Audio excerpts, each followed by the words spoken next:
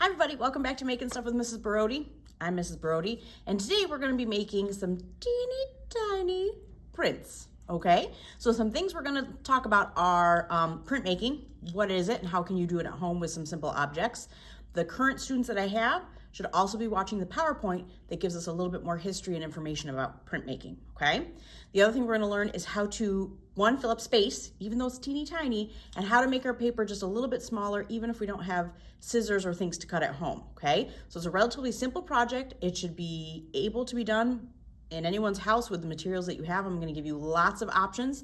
My current students, I need to see 3 examples of your work. Everyone else, you can make as many as you want. Make sure you're showing somebody because I'm sure they want to check out your awesome work. All right, let's get started. Okie dokes, ladies and gents, the first thing I'm going to show you is how to take your paper and make it into a smaller piece so we can make our teeny tiny drawings, okay? When we do this, you could use scissors. We could measure with a ruler and cut it so it's a good shape, a rectangle or a square. I honestly don't mind what shape your paper's in. The more shapes you make that are different, it's going to make a slightly more interesting project, right? So when we have this paper, this is just extra paper from some other project. I don't like to waste paper, so I try and find ways to use it, and these teeny tiny drawings are a perfect thing. So if I want to break this down into some smaller shapes, the easiest way to do this is to take it in half, fold it, and then we're going to rip it, okay? So when I fold things in half and I want them to be, kind of even Stevens, I'm going to make sure that this edge of my paper lines up with that edge of my paper as close as I can. It doesn't have to be perfect. Then I take my finger and I slide it to that fold, and then I go up and I go down. So now I have a folded paper. The other thing we want is this edge to be nice and crispy. So I don't have really long fingernails, so that's not an excuse, gentlemen, who are gonna be like, I don't have fingernails, I can't do this. You can. I'm gonna take what fingernail I have and I'm gonna run it down the fold. If it's not working, I could take a top to something, something plasticky that's kind of hard, and it'll rip for us. So now I have this nice crispy fold in my paper, and this is how I'm going to rip it. I'm going to put one of my fingers here near the fold, and I'm going to hold the corner that's at the top, and I'm going to rip, and as I rip down, it should rip right along that edge. Now, I've done this a lot. I'm fantastic. I'm really good at this. So I didn't have to move my hand, but you might find that you need to rip halfway, move your hand, and keep ripping, right? The piece of paper that I want for my project, guys, less than your hand. So right now this paper is a little bit bigger than my hand. I need it to be smaller. So again, I could fold it in half, easiest way to make a good shape, but if you're feeling brave, what if I want a square? I'm gonna take my paper and not quite fold it all the way to the edge. This time I'm looking at the top and the bottom and making sure those edges line up before I make my fold nice and crispy. You can also take your paper, fold it the other way, and go back down that line, that fold again. That will help you have a crispy edge too. I have a square. It's still not small enough, still kind of bigger than my hand. So we're going to go back to making some rectangles. I could just keep making this smaller and smaller. Now that I have my paper, we can talk about the printmaking process. So for printmaking, all I'm really doing is adding paint or ink to something and then pressing paper to it. So whatever's on the thing that I colored is then going to be on my paper, okay? Some people that do printmaking, they would carve it out of wood. Some people carve linoleum blocks. Some people do it on glass. Some people do things called etchings where they do it on metal. There's lots of different ways, but we are gonna use what I have, and those are our hands. And you may already see my thumb. See how it's a little dirty? It's just stained because this was the thing I was using for our prints. So I'm going to take one of these little papers and things that you might need. I'm going to use my hands, and I'm going to use some washable markers, not permanent. For the love of toast, don't draw on yourself with permanent marker, and don't draw on other things with permanent marker. You need kind of water-based Crayola markers. They can be generic. As long as they're water-based, we're good to go. Some other things you could use if you didn't have the Crayola markers or something that was water-based. If you're not using your hands to print, if you were going to use something else, which we'll talk about in a minute, you could use maybe food coloring. If you had some watercolor, acrylic paint, there are other things you could use to make your little prints, okay? But I am going to use my hands. So the first thing I'm going to do is pick a color, and you know it's going to be blue because blue's my favorite.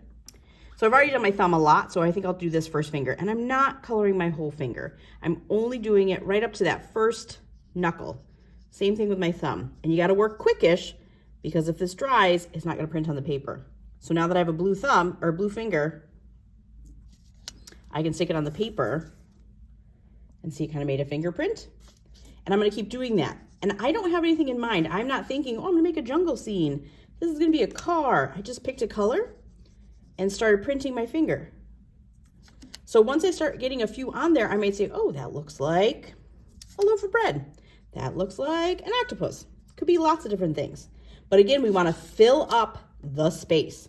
So even if my marker, sorry guys, you can't see what I'm doing. Even if my marker fingerprint doesn't fill up the space, my drawing will. All right, let's do one more. Okay, so now I have some prints there. I'm gonna use a wipe to get the extra marker off my finger. If you don't have wipes at home, I just have these at school. You could use a paper towel, wet paper towel, just wash your hands. And it's gonna be stained a little bit, but good Lord, you guys get everything on your hands anyway. What's a little marker, right? So I'm gonna just wipe it off. So now it shouldn't leave anything behind, but I'm gonna have some blue fingers for a couple of days. And that's okay. So let's say your parents are like, I don't want marker all over your hands. What else can we use?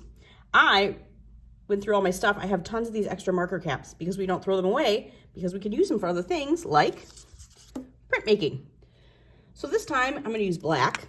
So I have a black marker and I'm gonna take my marker cap and I'm using the side of my marker and I'm gonna put black all around that circle part. So when I press it onto the paper, woohoo, now I got a circle. And I can keep doing this as many times as I want. Fill up my space or save room for more parts of my picture, okay? Let's say you don't have an extra marker cap, but if you're using markers, you have a marker cap. I used an old eraser. So this one's kind of cruddy. It's been cut down a few times. So I used some pink and I used this for a stamp. So again, I'm taking my markers, rubbing it all over there, and then pressing it on my paper. Ta-da! Okay, so a few different things you can use that you might have at your house. If you don't have those things, you could do food coloring and a potato. So you would cut your potato in half, so you'd half the potato, and then that sort of white inside part is perfect for printing. You could dip it in paint and press it onto your paper. But again, we want small paper that's smaller than our hands. Okay, so once I have 3 prints and I think they're pretty cool or I'm happy with them, then I can add other things to them. So this one, all I did was like my marker cap and eraser. I've printed it, but I haven't added anything to it yet. So I might add something to that in a minute. I did another one that was blue and green. So I did my fingerprints and then I added, it was like underwater to me. So I added some fish and some bubbles, some seaweed and a little clam there. But my whole picture takes up the whole paper. I'm not leaving any white space around. The other one I did was with red and my fingers and it looked like a fire to me. So I took a permanent marker and I drew a fire with some logs and some marshmallows that someone's roasting. Delish. Now I didn't quite use up all the paper. I could put something else up here, right? I could put a few more things down here. I just want your picture to take up most of or all of your paper. So even though I haven't added anything to this yet, it still fills up most of my paper. And for the fishies, I just used a regular pen. I used a black pen for that one. And then for this one, I used a permanent Sharpie, right? For this guy, maybe I'll use, you know, a red pen on this guy. And maybe I'll add some swirls inside of my circles.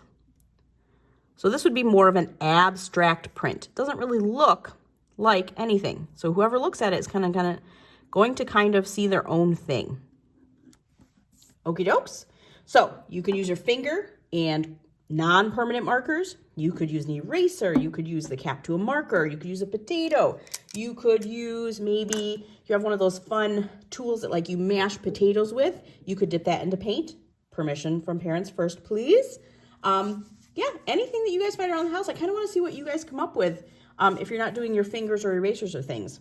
My current students, please remember, I need 3 examples of your tiny drawings, and your paper has to be smaller than your hand. Oakley dokes. I don't want giant papers. I want tiny printmaking with drawings with them. Oakley dokes. The friends that I'm not going to see your projects, please show somebody because I know somebody's going to be proud of it and think it looks awesome, okay? Make sure, my current students, that you're uploading a picture when you turn it in, you're throwing a picture up on our stream, you're emailing to me, you're showing it to me in our live sessions, okay? Make sure that you guys are being safe, you're being kind, and you're being teeny tiny creative. All right, and I'll see you next time. Bye, guys.